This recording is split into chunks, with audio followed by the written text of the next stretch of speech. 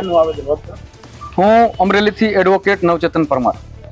આજે અમે ગુજરાત સરકારને જિલ્લા કલેક્ટર અમરેલી મારફત એક આવેદનપત્ર આપ્યું છે કે ગુજરાતની અંદર ગુજરાત સરકાર દ્વારા કોન્ટ્રાક્ટર સિસ્ટમ દ્વારા મેઇન પાવરની સપ્લાય કરવામાં આવે છે.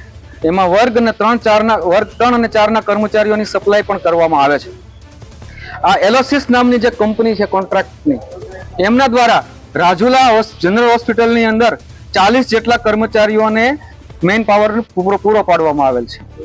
એની અંદર આ કોન્ટ્રાક્ટરો આ લોકોને 40 કર્મચારીઓને ખાલી એના ડોક્યુમેન્ટ વેરિફિકેશનના રૂપાળા નામ હેઠળ બોલાવે છે અને પછી એમની પાસે 20-20 હજારની માંગણી કરે છે.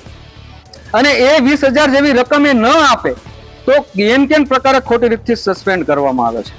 અને આવી રીતથી આખા ગુજરાતભરની આ પરિસ્થિતિ છે. એટલે અમે આજે જિલ્લા કલેક્ટર શ્રીને આવેદનપત્ર આપી અને સરકાર એની સંવેદના બતાવે.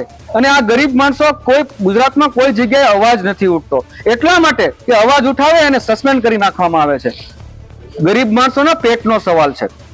અત્યારે રાજુલા સિવિલ હોસ્પિટલની અંદર 40 કર્મચારીઓ એકદમ પ્રતિક ઉપવાસ ઉપર ઉતરી ગયા છે. કોઈ અર્જન્સી આવશે, કોઈ ડિલિવરી આવશે તો ગંભીર પરિસ્થિતિનું નિર્માણ થાય એમ છે. એટલે સરકારનું અને કલેક્ટરનું ધ્યાન દોર્યું છે કે વહેલામાં વહેલી તકે આ યોગેશભાઈ ઓઝા જે એલોસિસ કંપનીના જે હેડ છે, મેન પાવર સપ્લાય કરે છે, એમને તાત્કાલિક બોલાવી અને જે આ કોન્ટ્રાક્ટ આપવામાં આવે છે એના અધ્યક્ષ જિલ્લા કલેક્ટર સાહેબ હોય છે, એ કહી શકે એમ છે. એટલે અમે વિનંતી કરી કે તમે તમારી સંવેદના બતાવો અને જેને ખોટી રીતે સસ્પેન્ડ કર્યા તાત્કાલિક લેવામાં આવે અને દર વર્ષે 20,000 જેવી રકમ માંગવામાં ના આવે.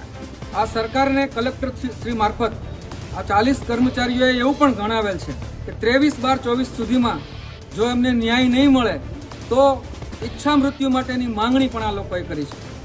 અને જો ઈચ્છા મૃત્યુની પરવાનગી નહીં આપવામાં આવે તો જલદ કાર્યક્રમ જાહેર કરશે એવું જાહેર કરેલ છે.